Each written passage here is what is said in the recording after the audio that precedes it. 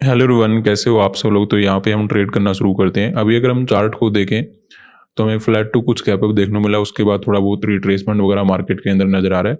और मैं भी लगभग वैसा ही कुछ एक्सपेक्टेड कर रहा था कि रिट्रेसमेंट के साथ काम करना ज़्यादा ठीक रहेगा एज कम्पेयर टू अगर हम डायरेक्टली काम करेंगे तो रिस्क अपना बढ़ जाएगा। सेंसेक्स ने भी 84,000 का डायरेक्टली रेजिस्टेंस लेते हुए कुछ रिजेक्शन वगैरह दे रखा है, तो ये भी हमारे लिए ठीक ही रहने वाला है। हल्का फुल्का वेट करेंगे, जैसे अपसाइड वगैरह मोमेंटम आना शुरू करेगा वहाँ पे हम गोल्ड वगैरह का मार्केट के अंदर ट्रेड बनाने वाले हैं। अभी क्योंकि सेलिंग थोड़ा सा रिजेक्शन अच्छा है, तो ऐसे में डायरेक्टली यहाँ पे घुसना ठीक रहेगा नहीं, क्योंकि कल भी मार्केट के अंदर अपना लॉस हो गया था। तो अभी वेट करेंगे, थोड़ा बहुत रिट्रेसमेंट आने के बाद जैसे ऊपर चलना शुरू करेगा वहाँ पे हम मार्केट के अंदर गोल्ड वगैरह का ट्रेड बनाने का प्लान बना पा रहे हैं। तो यहाँ पे हम ट्रेड बनाना शुरू करेंगे। रिजेक्शन आने के बाद मार्केट ने फिर से ऊपर चलना शुरू कर दिया है, ये हमारे लिए ठीक रहने वाला है। कोल्ड साइड में हम यहाँ पे काम करने वाले हैं।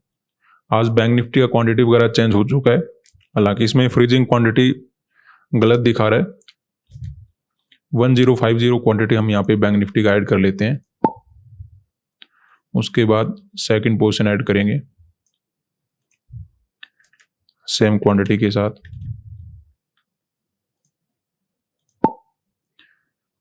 सेंसेक्स में ऐड कर लेते हैं। सेंसेक्स वगैरह कोई क्वांटिटी वगैरह चेंज नहीं हुआ। बैंक निफ्टी का फ्रीजिंग क्वांटिटी चेंज हो चुका है और ओवरऑल क्वांटिटी जो लोट साइज है वो भी चेंज हो चुका है। 840 क्वांटिटी यहाँ पे सेंसेक्स में बाय कर लेते हैं और निफ्टी में ऐड करेंगे 1275 क्वांटिटी। तो अभी हमें ट्रेड बनाते ही कुछ लॉस मार्केट के अंदर नजर आना शुरू हो चुका है। बात करते हैं कि यहाँ पे हमने मार्केट के अंदर कोल्ड साइड का ट्रेड क्यों बनाए। देखिए, ओवरऑल जिस प्रकार की सिचुएशन अगर आप चार्ट में देखोगे तो कल एक अच्छा अपसाइड का मोमेंटम मार्केट ने दिया था। तो जो भी यहाँ पे बाइंग वगैरह करके बैठे हैं, जो यहाँ पे बाइंग वगैरह करके बैठे हैं, मे भी अपना प्रॉफिट बुकिंग करके निकल गए होंगे या फिर ऑलरेडी अच्छे प्रॉफिट में बैठे होंगे, उनको डायरेक्टली टारगेट करने का प्लान नहीं बनाया जा सकता।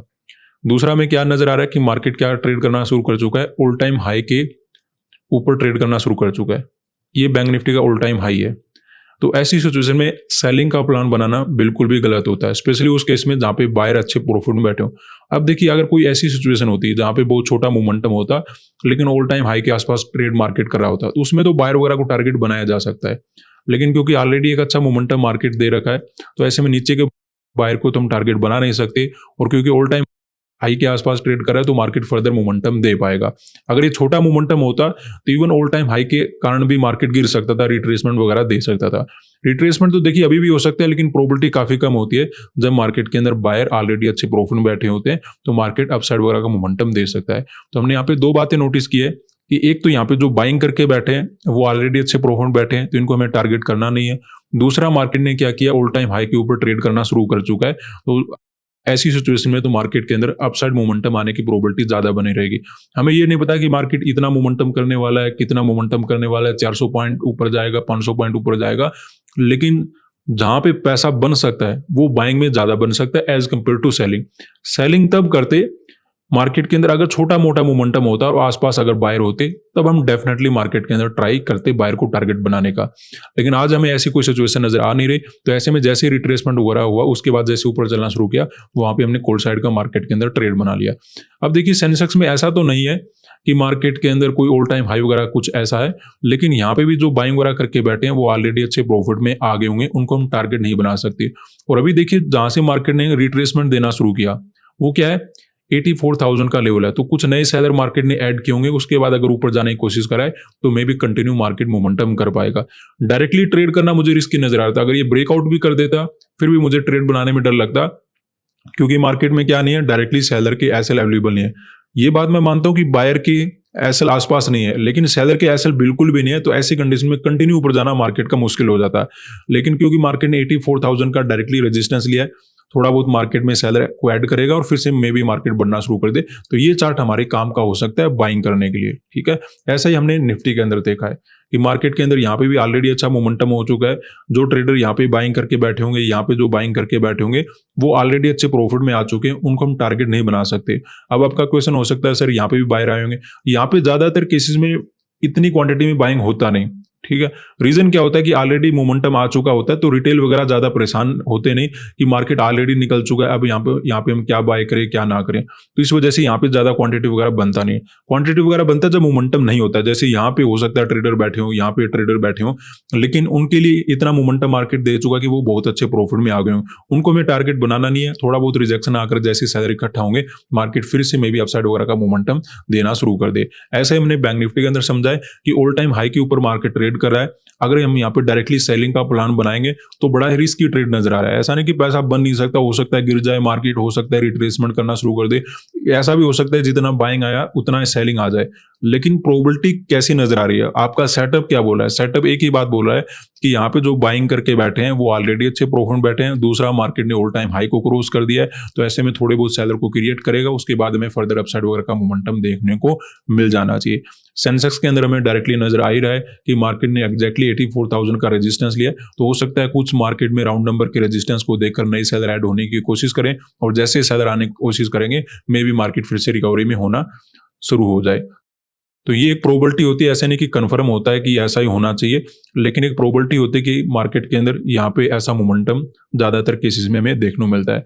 और जो ज्यादातर होता है मैं उसके ऊपर ही पैसा लगाता हूँ।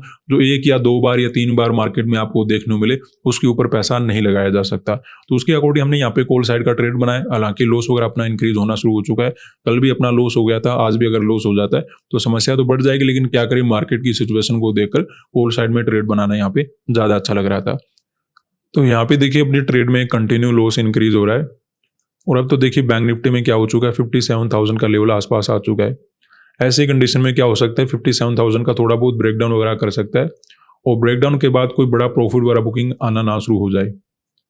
हालांकि सेंसेक्स और निफ्टी तो रिकवरी ठीक करना शुरू कर चुके हैं, थोड़ा बैंक निफ्टी का रिस्क मुझे नजर आ रहा है, और रिस्क इसलिए भी बढ़ जाता है क्योंकि हमारे पास बैंक निफ्टी में क्वांटिटी ज्यादा होता है। अगर ये मोमेंटम नहीं देता है तो हमारी बात बनेगी नहीं। तो वेट करते हैं, अभी तो कुछ लॉस वगैरह हमें मार्केट के अंदर ओवरऑल नजर आ रहा है। तो यहाँ पे अगर हम देखें अपने ट्रेड में हम प्रॉफिट में आना शुरू हो चुके हैं, जो कि काफ़ी अच्छी बात है। इससे भी अच्छी बात आप कैंडल देखिए, यहाँ तक तो मार्केट ने कोई रेड कैंडल ही नहीं बनाया था, कंटिन्यू मार्केट ग्रीन कैंडल बना के चला गया। अगर ये छोटा मोटा मोमेंटम होता तो ऐसे कैंडल थोड़ी सी हमें परेशानी में डाल सकती थी, लेकिन ओवरऑल मार्केट में एक अच्छा मोमेंटम आया हुआ है। जो भी यहाँ पे बाइंग करके बैठा हुआ ठीक ठाक प्रॉफिट में आ गया होगा, तो रिस्क अपना काफ़ी कम हो चुका है। अब हमें चाहिए कि मार्केट के अंदर एक ब्रेकआउट हो जाए, उसके बाद हमें मार्केट को देखने की आवश्यकता नहीं होगी, ठीक ठाक मोमेंटम मिल जाएगा। सेंसेक्स और निफ्टी भी ऊपर जाने के लिए प्रिपेयर हो रहे हैं।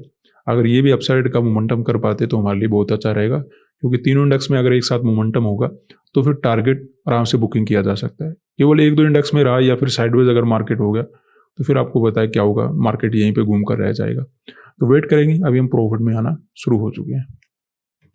तो यहाँ पे देखिए बैंक निफ्टी ऑलमोस्ट अपने ऑल टाइम हाई को क्रॉस करने वाला है। जैसे क्रॉस होता है मे भी हमें एक अच्छा मोमेंटम मार्केट के अंदर मिल जाएगा। हालांकि निफ्टी और सेंसेक्स अभी भी हमें साइडवेज ही नजर आ रहे हैं। अगर ये साथ में मोमेंटम करते तो हम एक अच्छा प्रॉफिट मार्केट के अंदर बुकिंग कर सकते थे। अभी जस्ट हमें केवल बैंक निफ्टी में प्रॉफिट नजर आ रहा है, सेंसेक्स और निफ्टी तो थोड़ा बहुत लॉस वगैरह देने की कोशिश करें। देखते हैं नेट में हमें क्या मिलता है, अभी हम वेट करने वाले हैं जब तक टारगेट अचीव नहीं होता।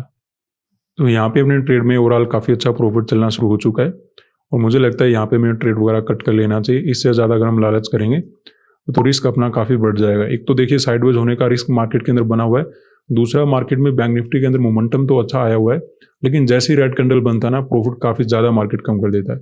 अब देखिए ये जब मार्केट के अंदर मोमेंटम था, ज़बरदस्त प्रॉफिट नजर आ रहा था। अब जैसे ही एक रेड कैंडल बना, काफ़ी ज़्यादा प्रॉफिट कम कर दिया, और अगर थोड़ा बहुत रिट्रेसमेंट हो जाता है तो फिर तो और भी प्रॉब्लम बढ़ जाती है। तो यहाँ पे और ज़्यादा वेट यहाँ पे किया नहीं जा सकता।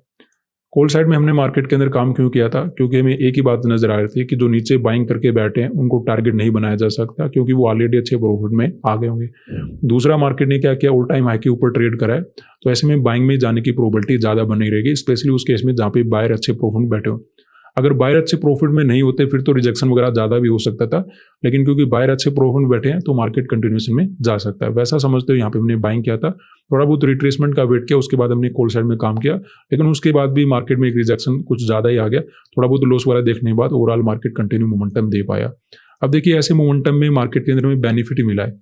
अगर यहाँ पे रिट्रेसमेंट होता है कि मार्केट ऊपर जा रहा है, रिट्रेसमेंट होता है, ऊपर जा रहा है, रिट्रेसमेंट होता है, तो फिर तो मार्केट ब्रेकआउट कर ही नहीं पाता, मार्केट यहीं पे घूमता रह जाता।